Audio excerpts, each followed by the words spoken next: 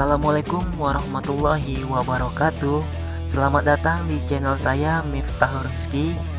Saya mengucapkan terima kasih kepada teman-teman yang telah mendukung channel ini. Dan bagi teman-teman yang baru pertama kali bergabung di channel ini, dukung saya dengan klik tombol subscribe dan aktifkan loncengnya sehingga teman-teman mendapatkan informasi-informasi terupdate seputar tutorial, program bantuan dari pemerintah, dan tips dan trik lainnya. Semoga bermanfaat ya. Bagi informasi, ada beberapa golongan yang sudah dipastikan tidak akan menerima kartu prakerja berdasarkan Perpres nomor 76 tahun 2020. Apa saja itu? Yang pertama, 1. Pejabat negara. Yang kedua, pimpinan dan anggota Dewan Perwakilan Rakyat Daerah. Yang ketiga, aparatur sipil negara. Yang keempat, prajurit Tentara Nasional Indonesia. Yang kelima, anggota Kepolisian Negara Republik Indonesia. Yang keenam, kepala desa dan perangkat desa. Dan yang ketujuh, direksi, komisaris, dan dewan pengawas pada usaha milik negara atau badan usaha milik daerah. Nah, kali ini kita akan mencoba mencari informasi tentang pertanyaan teman-teman, bagaimana sih sistem manajemen prakerja memilih peserta yang lolos itu, dan apa penyebabnya selalu gagal dalam seleksi padahal selalu ikut dalam setiap gelombang. Pertanyaan ini akan dijawab langsung oleh Direktur Operasi Kartu Prakerja Hengki Sihombing. Disimak ya teman-teman agar tidak salah paham nantinya. Oke.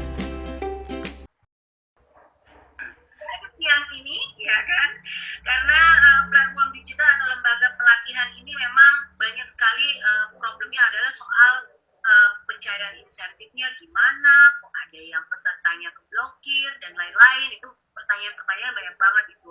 Jadi supaya nggak bingung lagi, kita akan tanya langsung dengan Pak Hengki soal ini. Nah, Pak, kan di media sosial ini banyak banget keluhan-keluhan soal kartu prakerja nih, ya kan?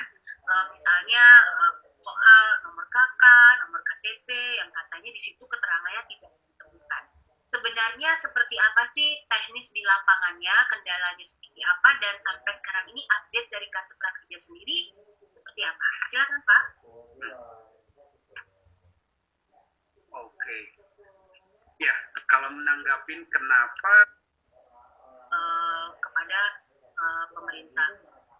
Kemudian kita lihat lagi kalau misalnya ada yang mendaftar nih Pak, misalnya mendaftar berkali-kali terus belum lolos. Ini masalahnya ada di mana Pak sebenarnya? Oke, yang pertama, kenapa mendaftar berkali-kali belum lolos? Jadi kita kan buka gelombang buka pendaftaran untuk penerimaan itu kan per gelombang. Sekarang udah sampai gelombang 9. Nah, mungkin biasanya kalau kenapa dia gagal berkali-kali, mungkin ada banyak faktornya. Kalau yang pertama, dari jumlah peserta yang mendaftar per gelombang saja itu kuotanya sudah lebih daripada yang kita ingin terima di per gelombang. Misalkan seperti batch 9 kemarin, yang mendaftar gelombang 9 itu ada sekitar 5,9 juta.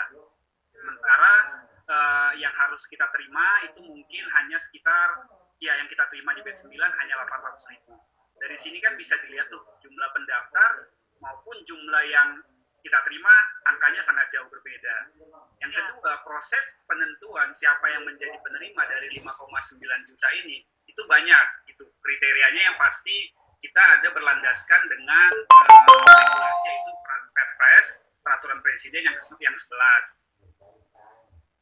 Peraturan presiden yang 76, mohon maaf. Di situ ada dijelaskan bahwa penerima kartu prakerja itu tidak boleh termasuk TNI Polri, ASN, pejabat negara, pejabat desa, dan lain-lain. Nah, salah satunya adalah, jadi jika misalkan si pendaftar ini salah satu dari yang tadi saya sebutkan berdasarkan Perpres 76, itu berarti mereka ini tidak akan bisa lolos menjadi penerima. Yang kedua, kita juga ada yang namanya, karena ini adalah menjadi awalnya memang adalah program untuk meningkatkan reskilling dan skilling kompetensi, itu sejak pandemi ini program kartu prakerja berubah menjadi semi bansos. Saat berubah menjadi semi bansos, maka semua peserta-peserta yang data mereka sudah terdaftar di Kemensos sebagai penerima bansos, baik itu BLT, PKH, dan lain-lain, maka mereka tidak akan pernah lolos untuk menjadi penerima kartu prakerja. Kenapa? Karena di Permenko 11 sudah ditetapkan bahwa penerima bansos di saat pandemik seperti ini tidak akan mendapat kartu prakerja. Kemudian kita kan ada juga nih untuk yang program pemulihan ekonomi, yaitu bantuan upah. Nah, jika peserta-peserta yang mendaftar ini sudah mendapatkan bantuan upah tadi, itu juga tidak akan bisa lolos jadi penerima kartu prakerja.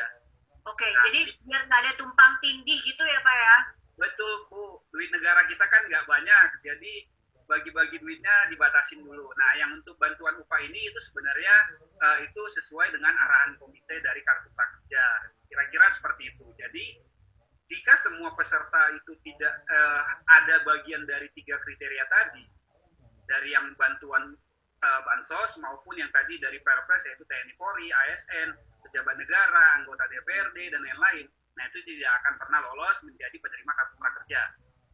Nah, yang kemudian setelah mereka kita filter berdasarkan yang tadi, barulah kita lakukan yang namanya proses randomisasi.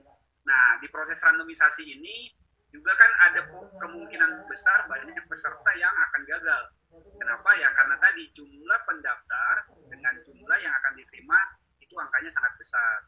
Jadi mungkin, dan ini kan programnya hanya dapat satu kali buat satu peserta gitu. Jadi kalau misalkan sudah dapat, tahun depan dia tidak mungkin akan dapat lagi. Jadi buat teman-teman yang belum mendapatkan kartu prakerja tapi sudah